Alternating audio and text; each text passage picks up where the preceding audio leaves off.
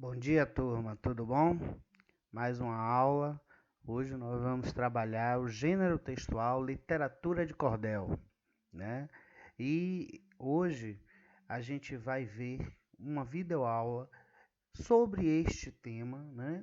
Como surgiu, o que foi que aconteceu, né? Como ele é produzido, qual é a finalidade dele, né? Você vai ver tudo isso nessa videoaula.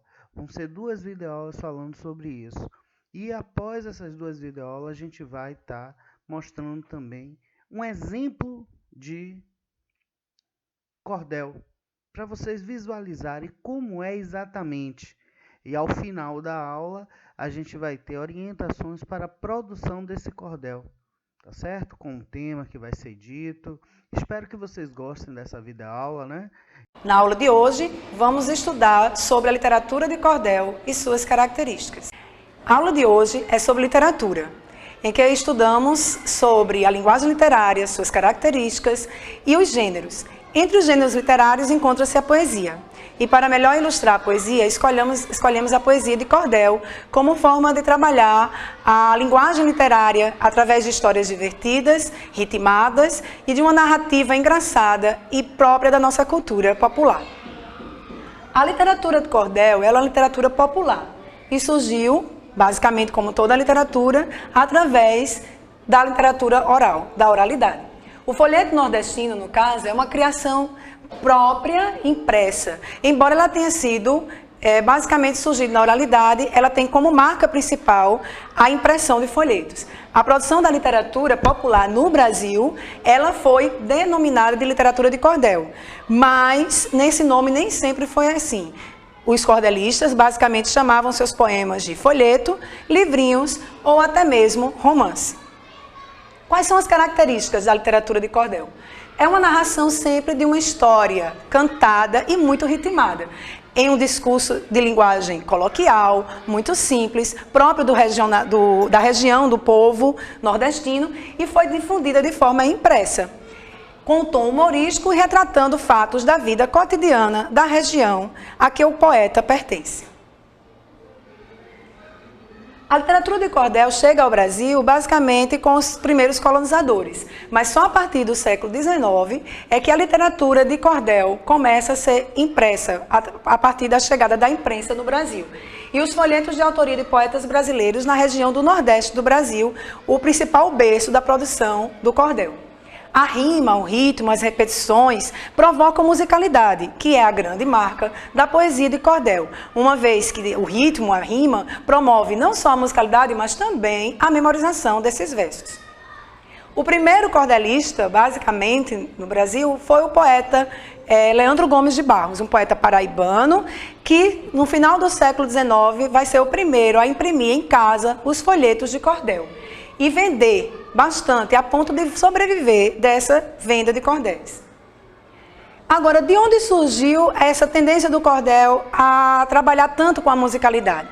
Primeiro porque, no início, na origem da poesia, a poesia era cantada, acompanhada por instrumentos musicais. Então, o verso ela apresentava uma íntima relação com a música, como na antiga Grécia, acompanhada pela lira e pelos instrumentos até final da Idade Média. E um dos elementos mais usados pelos cordelistas, no caso, e pelos poetas para a promoção da musicalidade e da memorização é a rima. E o que seria a rima? Basicamente a coincidência sonora entre palavras, rimando sempre os últimos sons da palavra. Não letras, mas o som.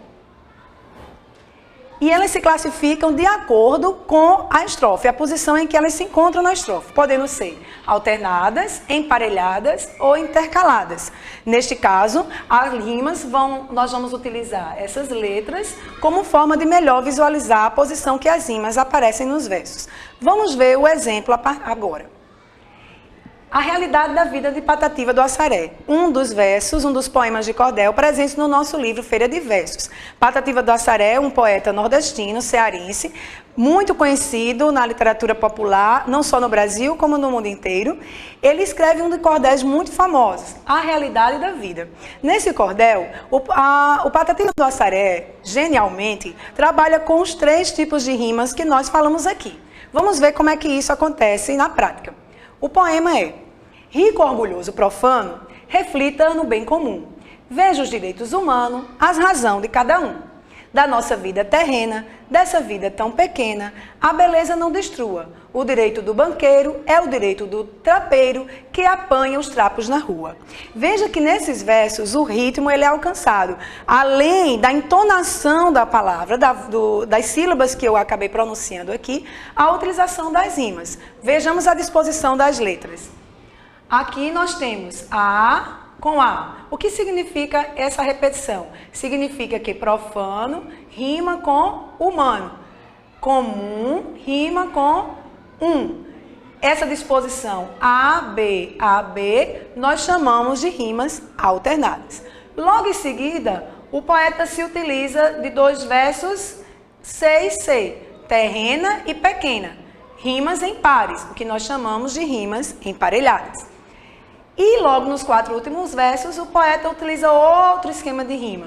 C, D, E, D.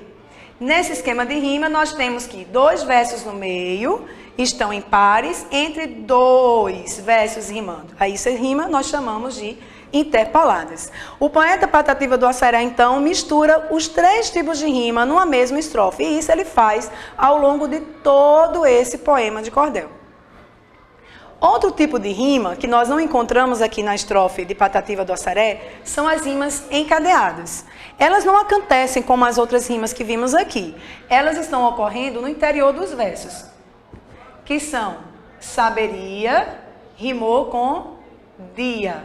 Veja que foi a última palavra do verso, rimando com uma palavra no meio do verso. A essa rima nós chamamos de encadeada, que é quando uma palavra rima com outra palavra no interior e não no final dos versos.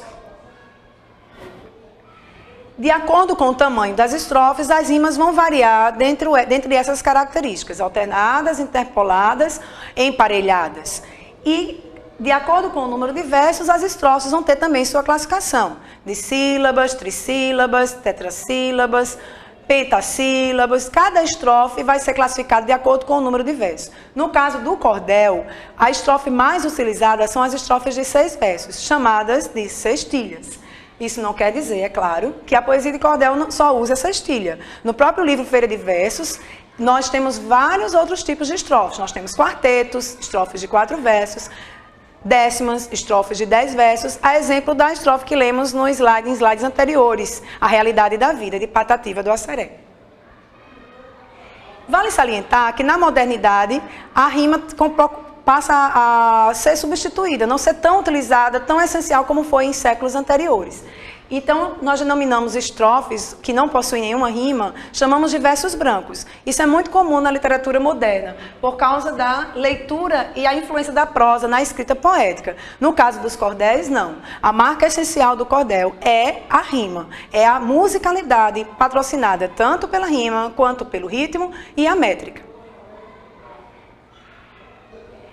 A poesia também ritmada através da métrica, como falamos anteriormente. O que seria a métrica?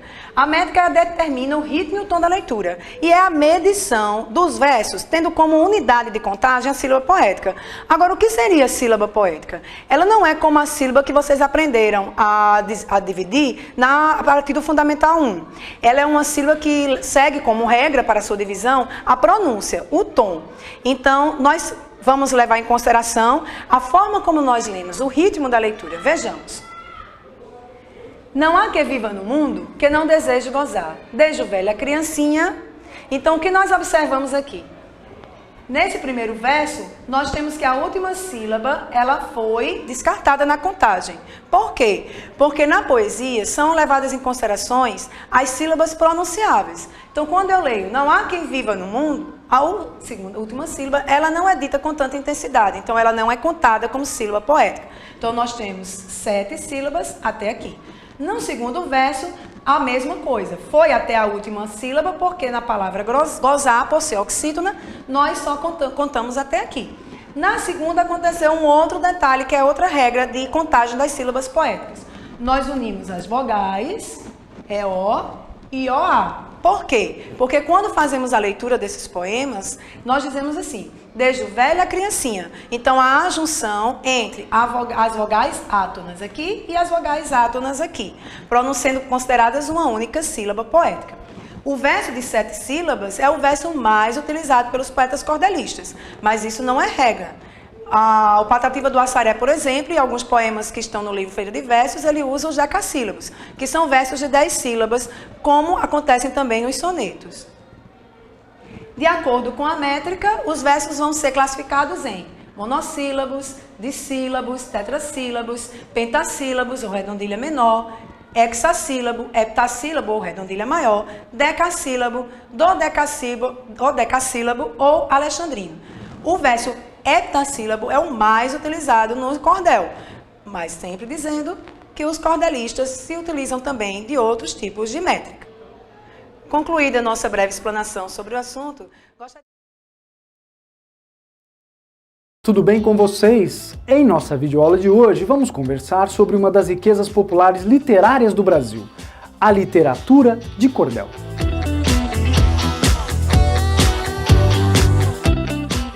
Os cordéis são textos em forma poética que contam histórias, informam e até mobilizam quem os lê. Foram trazidos para o Brasil pela tradição portuguesa e até hoje encantam e cantam as belezas, as angústias do nosso povo. Os cordéis são típicos do Nordeste brasileiro e são livrinhos muito simples, feitos de papel comum e muito rústico, que geralmente ficam à mostra em varais, como cordas, e daí vem o nome cordel. As capas geralmente são feitas pela técnica da xilogravura, que é um tipo de impressão feita a partir de uma matriz de madeira, como se fosse um carimbo. Também isso é característico da cultura nordestina e deixa os cordéis ainda mais interessantes.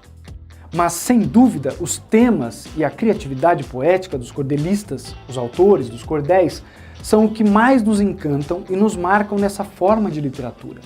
Os cordelistas podem transformar em cordel qualquer tema, qualquer assunto, contos de fadas, aventuras universalmente conhecidas, temas regionais ou até mesmo informações recentes, como um escândalo político ou uma tragédia natural.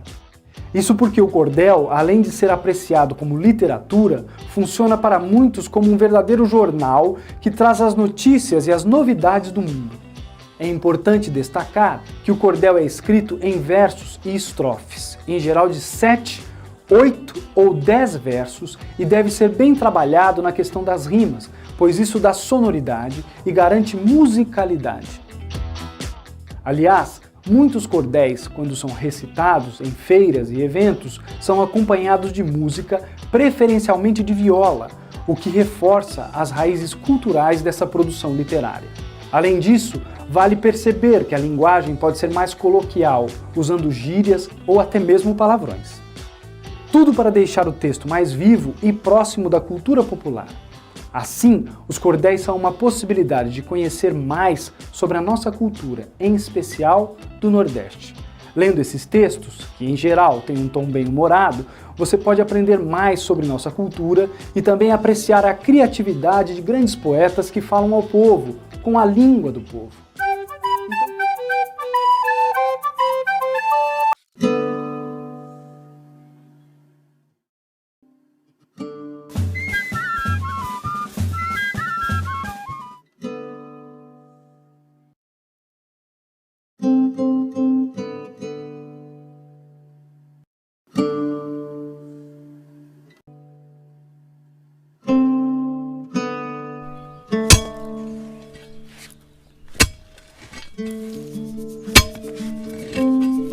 Essa história conta a vida de um homem violento. Sua vida foi cercada de tragédia e de lamento. Ainda muito moço, viu sua família morrer. Dessa data em diante, prometeu não mais sofrer. Tornou-se cangaceiro, matador profissional, atirador de primeira, um bandido genial. Não tinha medo de nada, desafiava volante, que era um tipo de polícia que prendia meliante. Nada era capaz de deter o cangaceiro, pois Lampião tinha o diabo como valioso parceiro. Juntou-se com ele um bando de caba ruim de amargar, que com as ordens de Lampião aterrorizava o lugar. O mais fiel entre eles era o valente Curisco, cabra forte e corajoso, sempre pronto a correr risco. Era meio atrapalhado, o mais fiel ao capitão, que era como ele chamava o terrível Lampião. Lampião era temido, provocava alvoroço, metia medo em todos, inclusive no mais moço. De mentira e cabra frouxo, Lampião não gostava. Roubava outras fortunas, mas dos pobres não roubava. Eram muitas as lendas que o povo então dizia, histórias interessantes de como eles faziam, das maldades e bondades que seu bando cometia. Lendas horripilantes envolvendo coisa ruim, de como eles se encontraram e de como foi seu fim. Conta o povo que um dia o demônio apareceu e uma linda garota para Lampião prometeu. Disse o capeta tentador para o grande Lampião: roube uma linda garota e ganhará seu coração. Mate gente e fique forte e ela vai se apaixonar. Nunca perdoe ninguém que eu não vou te abandonar. Então, numa bela noite, Lampião a passear, viu de longe uma moça e ficou a espiar. Maria Bonita era linda e roubou seu coração. Com apenas uma flor, derrotou o Lampião. Os dois formaram um reinado de terror lá no sertão, pois agora quem dava as leis era o grande Lampião. Lampião era valente e não perdoava ninguém. Homem, mulher, menino, nem velho perdoava também. Os dois se amavam muito, mesmo sendo tão ruim. Como pode nessa vida um casal viver assim? Num dia no meio da mata se chamando de meu bem, no outro matando gente sem ter pena de ninguém. Vez ou outra o diabo para Lampião aparecia, transformado numa cobra a Lampião advertia. Lembre sempre, nunca esqueça do trato que a gente tem. Nunca fique contra mim e nem perdoe ninguém.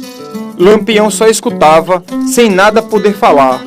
O diabo lhe avisava quando a volante ia chegar. Com os conselhos do diabo, conseguia se esconder. Com a proteção do capeta, não tinha o que perder. Mas um dia o coração de Lampião amoleceu. Perdoou um fazendeiro que com a volante se meteu. Desobedeceu ao diabo e perdeu a proteção. Acabou com sua cabeça numa estaca no sertão.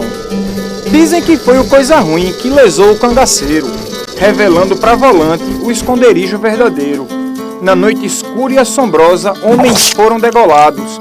Pelos rifles da volante, Lampião foi apagado. Da tramóia do diabo, nem Lampião escapou, pois a alma do seu bando o diabo carregou. Fazer o mal só dá nisso, ninguém nunca se dá bem. Espero que tenham aprendido com essa história também.